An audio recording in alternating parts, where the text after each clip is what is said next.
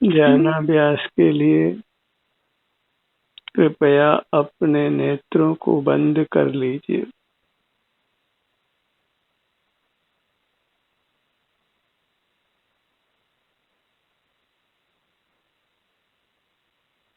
अपना समय अपने आप को दीजिए। मूर्त काया में मिली हुई अपनी अमूर्त काया को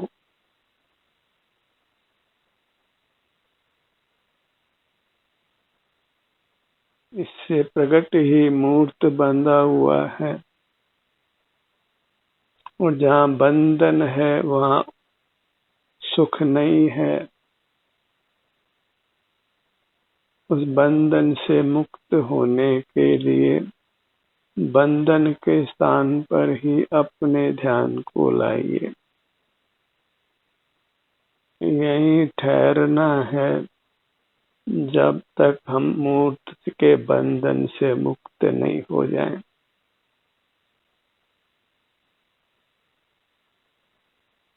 और उसके पश्चात स्वयमेव ही हमें उत्तम सुख का अनुभव होता है।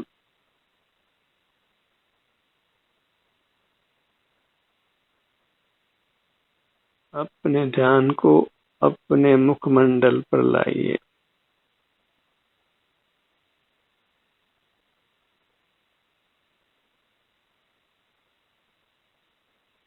अपने सन्मुख रहने में ही हमें शांति का अनुभव होता है।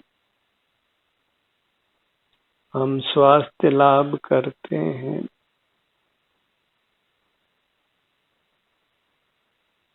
अपने हर भाग तक अपने ध्यान को लाना है।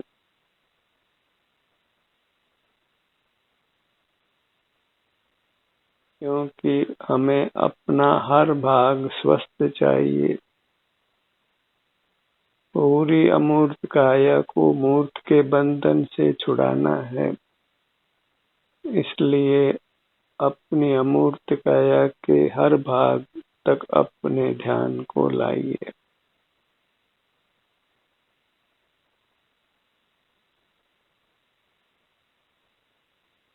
जीव कर्मों के बंधन से मुक्त होकर ही सुखी हो सकता है। अन्य जीवों के कर्मों के बंधन को हम समाप्त नहीं कर सकते हैं, इसलिए अन्य जीवों को हम सुखी नहीं कर सकते हैं।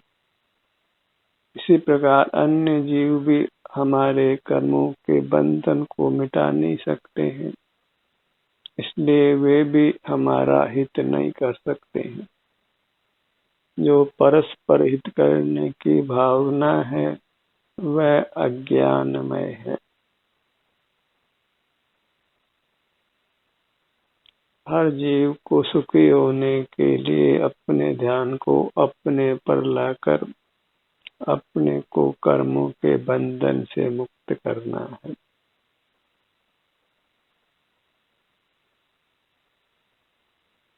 परस्पर उपकार अपकार करना संभव नहीं है।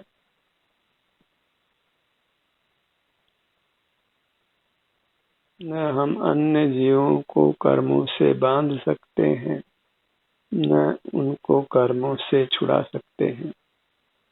इस प्रकार पर का हिताहित करना हमारे हाथ में नहीं है, और अन्य जीव भी इसी प्रकार हमारा हिताहित नहीं कर सकते हैं।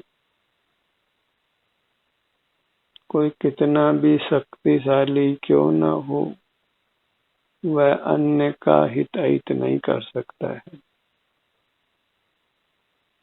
परमात्मा जो पूर्ण सुखी हैं, वे भी हमारा हिताहित नहीं कर सकते हैं।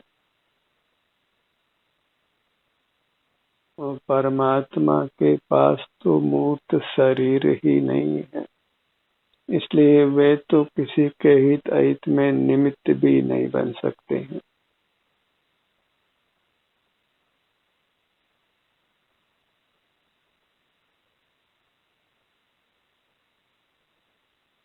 सुख दुख में निमित्त वास्तव में कर्म का उदय आदि ही है। अन्य पदार्थ किसी प्रकार हमारे सुख दुख में निमित्त नहीं हो सकते हैं। कर्म के अतिरिक्त अन्य कोई पदार्थ वास्तव में निमित्त नहीं होते।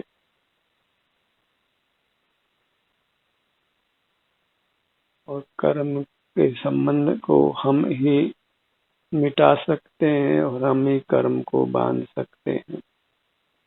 बहिर्मुख रहकर हम अपने को कर्मों से बांधते हैं और अंतर्मुख होकर अपने को कर्मों से छुड़ाते हैं।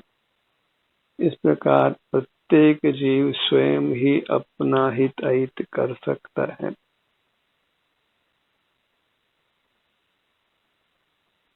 इसलिए अन्य जीवों की ओर दृष्टि नहीं करना है। बाहर में स्थूल मूर्त पदार्थ दिखाई देते हैं, वे भी हमारे हित में निमित्त नहीं होते हैं। जो हित में निमित्त होता है वह सूक्ष्म मूर्त कर्म है, जो हमको दिखाई भी नहीं देता है। उसी सूक्ष्म मूर्त कर्म को हमने पृथक करना है। अपने ध्यान को अपने पर लाकर, जहाँ मूर्त कर्म का बंधन है।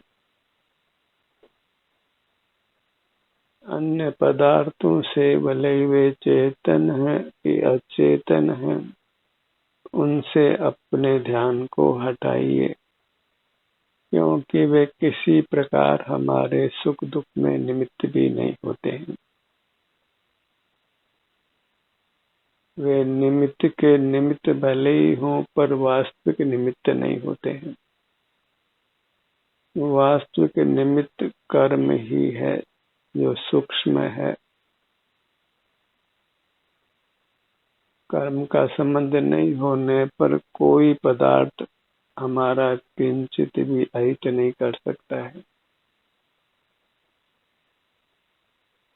अन्य पदार्थों से राग द्वेष करना वृथा है। द्वेष करना हो तो बद्ध मूर्त कर्म से करिए, और वे भी इंद्रिय गोचर नहीं होते हैं। बस उनको अपने सन्मुख होकर अपने से अलग किया जा सकता है।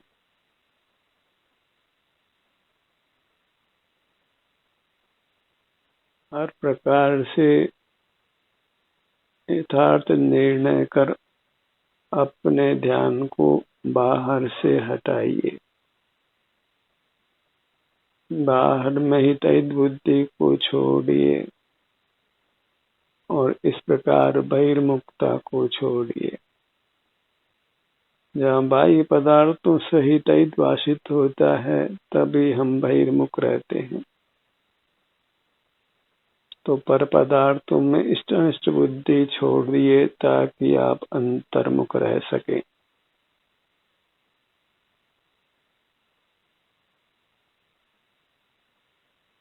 पर पदार्थों के साथ राग द्वेष होने पर ही हम उनके सन्मुख रहते हैं। और राग द्वेष उत्पन्न ही तब होता है जब हम उनको हित अहित का कारण मानते हैं, इष्ट अनिष्ट मानते हैं।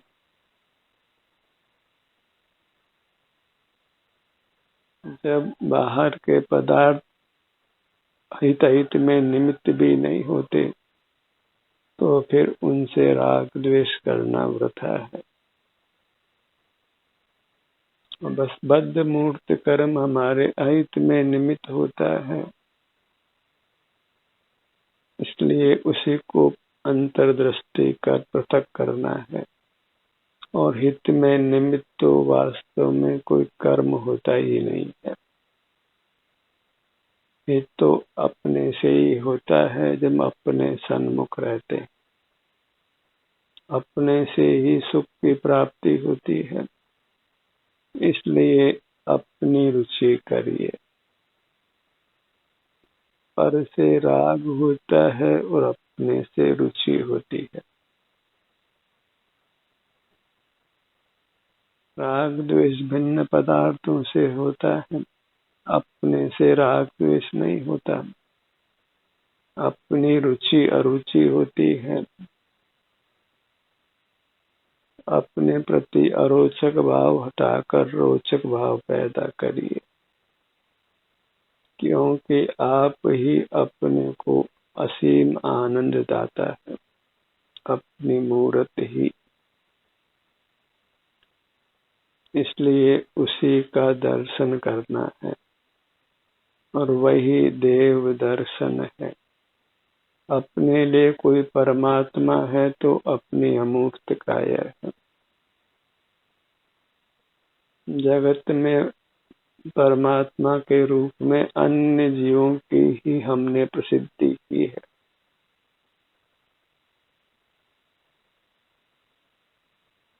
और हम अपने परमात्मा को भूल गए हैं।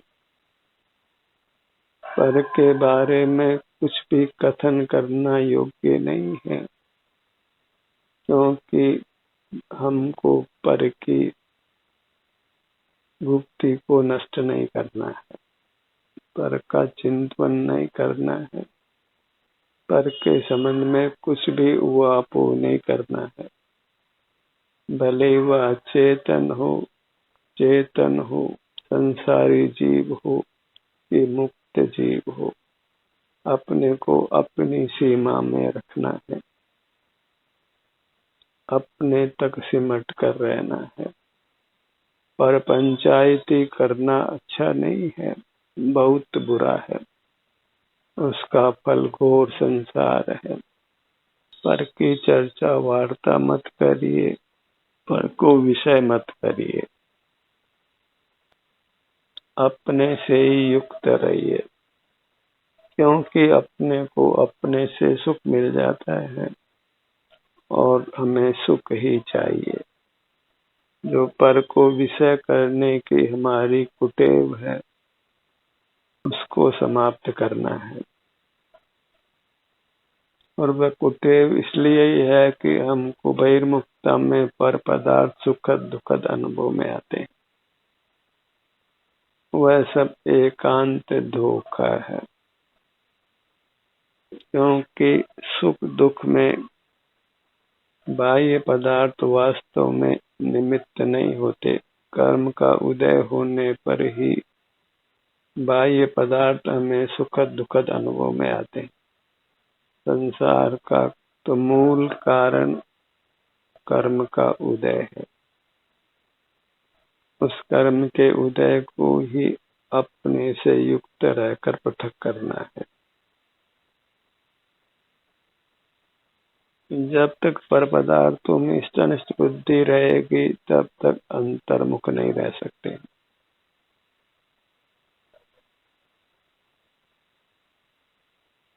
जब तक पर पदार्थ इष्ट लगेगा तब तक बहिर्मुखता होगी, अनिष्ट लगेगा तब भी बहिर्मुखता होगी। किसी पदार्थ को लाने की, किसी पदार्थ को हटाने की। पर पदार्थ जहाँ है, जैसा है, उसके संबंध में कुछ भी विचार नहीं करना है। उसके ज्ञान से अपने को रहित रखना है और अपना ही अनुभव करते हुए रहना है। मुक्ति चाहिए तो अपने चिंतन में आमूलचूल परिवर्तन करना है।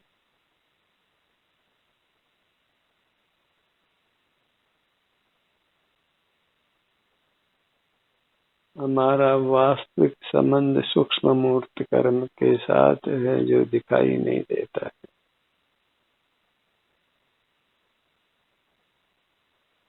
उसी के कारण से हमें सिर से पांव तक अप्रिय संवेदना मिलती है। स्थूल मूर्त शरीर है, वह वास्तव में वेदना का निमित्त नहीं है। कर्म का उदय होने पर कोई भी पदार्थ दुख में निमित्त बन जाता है।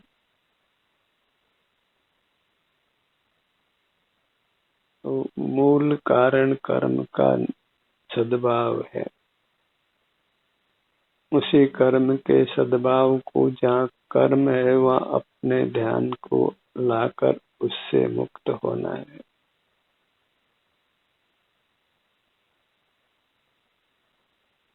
नियामक निमित्त कर्म है और अन्य पदार्थ उस निमित्त के निमित्त होते हैं। जब कर्म का विपाक होता है तो मित्र भी दुश्मन हो जाते हैं, और कर्म का विपाक नहीं हो तो फिर कोई पदार्थ न इष्ट होता है न अनिष्ट होता है। इष्ट अनिष्ट का भ्रम पैदा होता है, वह कर्म के संबंध से ही होता है। उस भ्रम को मिटाने के लिए कर्म के संबंध को ही मिटा देना है। दुख के मूल पर चोट करिए, अन्य किसी पदार्थ से द्वेष करना वृथा है।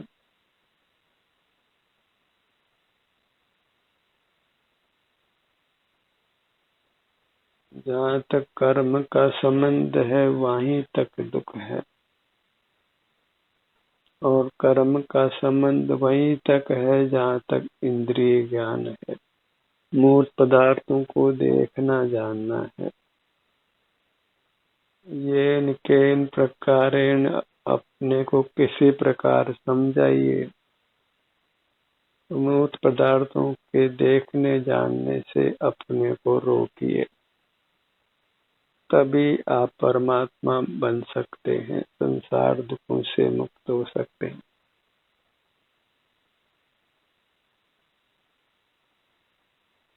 अनादि से मूर्त पदार्थों को इष्ट अनिष्ट माना है, इसलिए उनके सन्मुख रहे हैं। अब बाह्य पदार्थों को इष्ट अनिष्ट नहीं मानना है और उनके सन्मुख नहीं रहना है। दो ही काम कीजिए, पर में इष्ट अनिष्ट कल्पना छोड़िए और पर सन्मुखता छोड़िए, तब फिर आप स्वतः ही अपने सन्मुख होंगे और कर्म की संधि टूटेगी और सुख उत्तरोत्तर बढ़ता हुआ पूर्ण होगा। आप परमात्मा होंगे।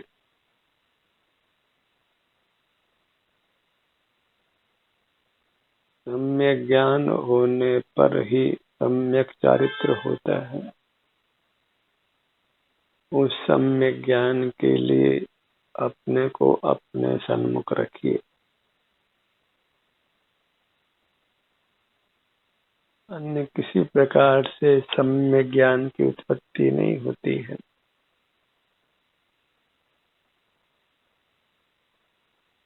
चाहे घोर वेदना हो तो भी अपने सन्मुख रहने का ही प्रयत्न करना है, क्योंकि अपने सन्मुख हुए बिना किसी प्रकार दुखों से मुक्त होना संभव नहीं है।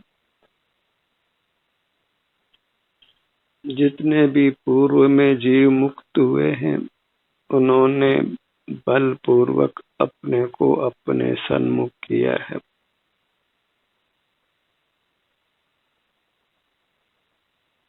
पर पदार्थों में इष्ट अनिष्ट बुद्धि छोड़कर पर सन्मुखता को छोड़ा है,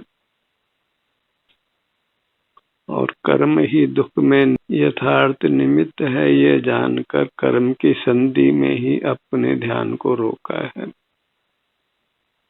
तभी वे कर्म से मुक्त होकर परमात्मा हुए हैं। अपने ध्यान को अपने धड़ भाग पर लाइए।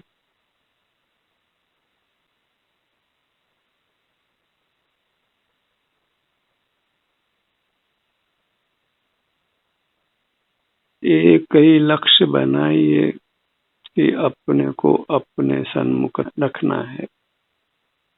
अपने हर भाग का संवेदन करना है, किसी भाग की उपेक्षा नहीं हो। भले ये हमारे अमूर्त का या लोक के सामने छोटी दिखाई देती हो, पर मूल स्वरूप में यह पूरे लोक के बराबर है, सिमट कर ही प्राप्त शरीर के बराबर है। इसका मूल स्वरूप महानतम है, पूरे लोक प्रमाण है। ऐसे विस्तार वाली अपनी अमूर्त काया को मूर्त के बंधन से मुक्त करना है। अपने छोटे से छोटे भाग की भी उपेक्षा नहीं हो। आप स्वयं ही विचार करिए कि आप अपने शरीर को कितना समय देते हैं। क्या आप अपने हर भाग का संवेदन करते हैं, हर छोटे से छोटे भाग का? और क्या आप अपने से ही युक्त रहते हैं? क्या आपने बाहर की दृष्टि को समाप्त किया है, बाहर में इष्ट अनिष्ट कल्पना को छोड़ा है?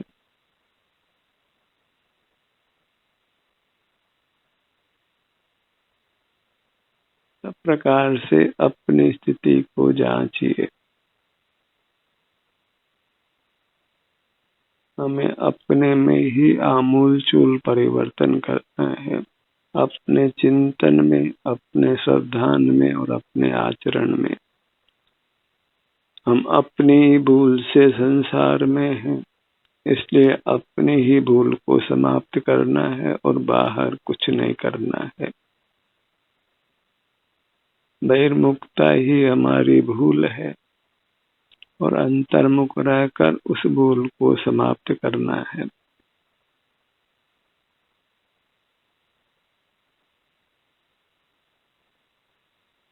अपने ध्यान को अपनी दोनों भुजाओं पर लाइए।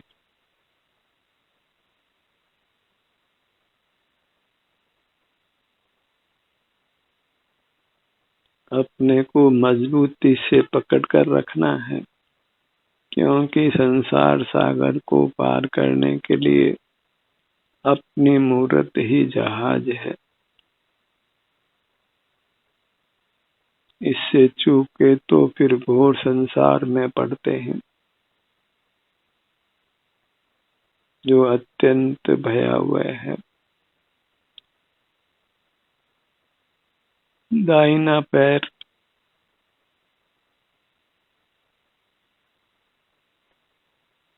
बायां पैर,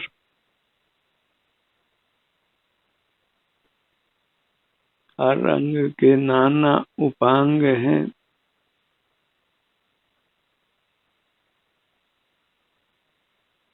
छोटे छोटे नाना विभाग बनते हैं और हमें छोटे छोटे भाग को भी छोड़ना नहीं है। हर भाग तक अपने ध्यान को ले जाना है। ध्यान से ही कर्मों का बंधन नष्ट होता है और मोक्ष की प्राप्ति होती है। अपने सन्मुख रहना ध्यान है और पर सन्मुख रहना ज्ञान है, और वह ज्ञान इंद्रिय ज्ञान रूप है और उसी को मिटाना है। इंद्रिय ज्ञान को छोड़कर ध्यान कीजिए। अपने हर भाग तक अपने ध्यान को ले जाइए और जीवन में गंभीरता लाइए। बहिर्मुखता चपलता है, बालकपन है।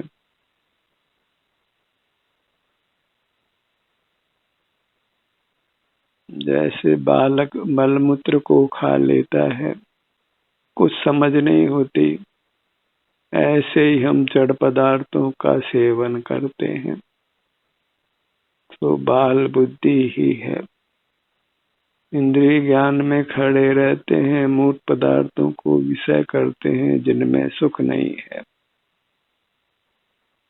बार बार भोगा है, फिर भी हम दुख को मेट नहीं पाए हैं, और फिर भी हमको समझ नहीं आती है और इंद्रिय ज्ञान में ही खड़े रहते हैं।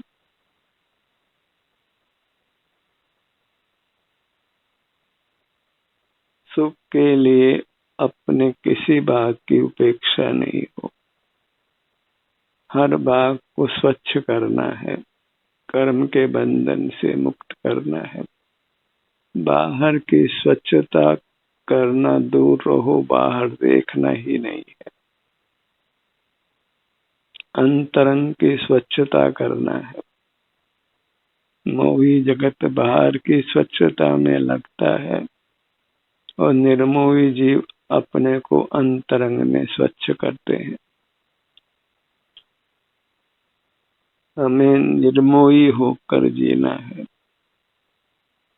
खुली इंद्रियों वाले बाहर को स्वच्छ करना चाहते हैं और अंदर अस्वच्छता बनी रहती है और दुख बना रहता है।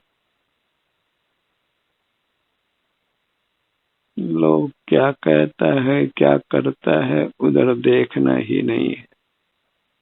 हमें तो अपना चिल्लोक है जो मुक्त काया के बराबर है, उसी के हर भाग से युक्त रहना है और अपने को कर्मों के बंधन से मुक्त कर परमात्मा बनाना है